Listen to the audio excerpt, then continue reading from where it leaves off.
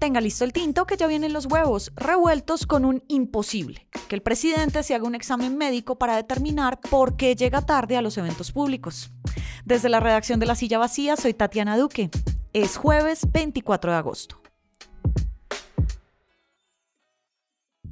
10 congresistas de la oposición están pidiendo que el presidente Gustavo Petro se haga un examen físico y mental para ver si es por eso que llega tarde a eventos públicos. Detrás hay una estrategia obvia de golpear al mandatario por uno de sus lados flacos en su gestión, que es la puntualidad o siquiera llegar a un evento que previamente agendó. El estado de salud y en general la vida privada de los políticos en Colombia es un tabú. No hay ley en el país que obligue al presidente a hacerse un examen y las veces que hablan de su salud lo hacen cuando ya es inevitable. Más allá de lo improbable que es que Petro se haga un examen físico, hoy hablamos del trasfondo del debate y de la tradición de tabú que tiene la salud de quienes nos gobiernan. Gerson Ortiz es el periodista que con precisión quirúrgica nos cuenta del tema. ¿Qué más, Gerson? Bienvenido. Tatiana, ¿qué tal? Buenos días. A mí este tema me priva, sobre todo porque ya hemos visto en los últimos 10 años, tal vez un poco más, que varios altos funcionarios han tenido que hablar públicamente de su estado de salud. De presidentes y vicepresidentes para abajo, Tatiana. Si usted quiere, arranquemos por el 2012, cuando Juan Manuel Santos y su vicepresidente Angelino Garzón, informaron casi al tiempo que sufrían de cáncer. Sí. Y Angelino tuvo un accidente cerebrovascular que lo mantuvo incapacitado, etcétera. Inclusive el Senado se aprobó una propuesta para que fueran a revisarlo a la casa y pues él se acuerda que no. Dijo accedió. que no. Exacto. Luego en el 2014 el entonces vicepresidente Germán Vargas Lleras también informó que tenía cáncer. Incluso el presidente Gustavo Petro, hoy el presidente Gustavo Petro en 2015 cuando era alcalde de Bogotá, comentó que se sometió a 2 operaciones en la cabeza para drenar unos hematomas. Son situaciones que en esos casos fueron informados por cuenta propia, no obligados, pero que en el país del Sagrado Corazón de Jesús pues se han usado como fines electorales y en algunos casos terminó siendo de insumo para que opositores tramaran salidas o derrotas de esos mandatarios. Por ejemplo, hace mucho tiempo cuando Álvaro Uribe era presidente y Antanas Mockus pintaba fuerte para reemplazarlo, ¿se acuerda de la ola verde? Claro. Llegó. Uribe le dijo a Mockus que era un caballo discapacitado porque se filtró que el exalcalde de Bogotá tenía principios de Parkinson. Y a Santos, en su acto de reelección en el 2014, cuando se lanzó, le echaron en cara un episodio de incontinencia en un acto público, pues generado por los efectos de tratar su cáncer en la próstata. Sí. Entonces ya puede ir viendo para dónde puede ir la cosa con Petro. Claro, la diferencia entre estos casos es que el presidente Gustavo Petro nunca ha aceptado una enfermedad física o condición mental que lo imposibilite para mandar o para llegar a un evento. Ahora, como presidente en ejercicio no, pero no es que Petro sea un cuerpo glorioso que nunca se ha enfermado y que sea De imbatible. acuerdo. En su vida pública, Petro ha sufrido varios quebrantos de salud y digamos que la enfermedad más grave que sufrió fue un cáncer de esófago tratado en Cuba en 2019. La intervención más compleja fue la de los hematomas en la cabeza cuando era alcalde de Bogotá. Y además ha sufrido y padecido cuadros crónicos de dolencias gástricas, lesiones musculares y depresiones. Sí. Pero desde que es presidente, Petro no ha hecho pública ninguna enfermedad grave, más allá de las gripas o de las bronquitis. Sí, unos episodios internos menores con los que ha justificado inasistencia a algunos eventos particulares. De 82 veces que ha cancelado la agenda y ha dejado plantada a la gente, solo en 8 informó que se trató de temas de enfermedad. El elefante en la habitación es por qué Petro no llega a los eventos. ¿Por qué hay tanto foco en que el presidente llegue tarde? Tatiana, porque ya no es una cosa aislada, se volvió ya casi que sistemático que el presidente incumpla su agenda. En la nota que hicimos en La Silla Vacía contamos que desde que es presidente ha incumplido 82 veces su agenda, la mayoría de casos en citas que tenía con comunidades y actores sociales. Y esas fallas han ido creciendo con el pasar del gobierno, ya como que son mayores cada vez más. Entonces sale la duda de qué pasa. ¿Qué pasa con Petro? Y sobre eso hay varias lecturas. La primera, pues que es la oficial, pues es que es un tema normal, que el presidente ha tenido quebrantos de salud, que en otros casos hay problemas con la logística como el clima, o porque hay un replanteamiento de la agenda para darle prioridad a asuntos muy del fuero presidencial.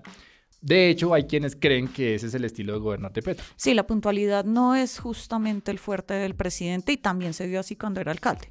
Y como candidato presidencial también.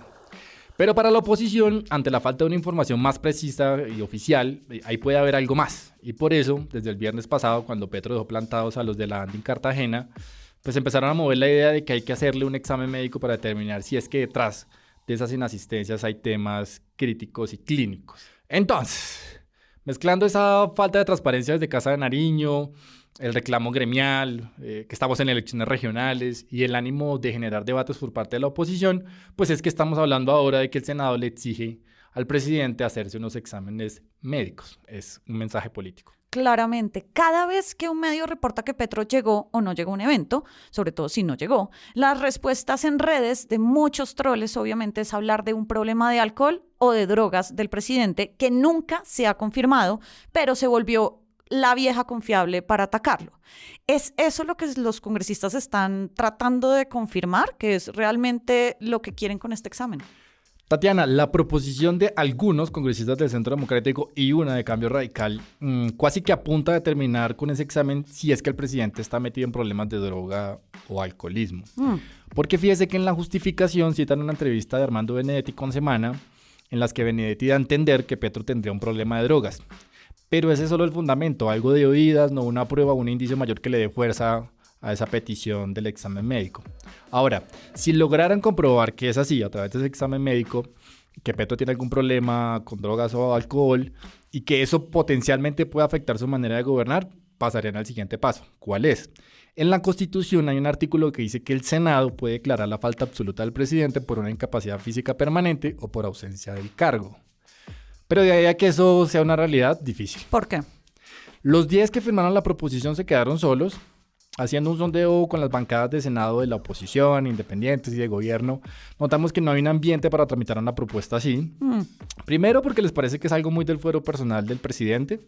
Segundo, porque no hay un sustento jurídico que diga que la impuntualidad del presidente afecta la gobernabilidad. Tercero, porque es un debate que no generó ánimos ni consensos políticos, entonces ¿para qué perder? Y cuarto, porque Petro físicamente no ha mostrado ningún síntoma que llegue a preocupar. De acuerdo. Otra voz es que Petro sí diga por cuenta propia que está enfermo de gravedad o acepte hacerse un examen. Cosa que no va a hacer. Pero pues deja en el aire esta discusión, ¿qué tan pública debe ser la salud de los mandatarios? El presidente, el alcalde, el gobernador, funcionarios del Estado, los mismos congresistas, ¿no? Es el debate de la esfera personal, incluida el tema de la salud, sí, que siempre ha sido un tema muy tabú en la política colombiana, Tatiana, pero que no es raro. Fíjese que, por ejemplo, hay libros de historiadores que relatan que el presidente Virgilio Barco, 1986-1990, gobernó con condiciones mentales complejas, con Alzheimer y demás. Y aunque mucha gente lo notó, pues en ese momento no hubo un debate nacional sobre si eso afectó o no su manera de gobernar. Sí. Desde entonces ha habido un par de intentos por hacer obligatorio que los mandatarios sí hagan públicos sus estados de salud a través de exámenes que se tengan que hacer cada año por instituciones certificadas.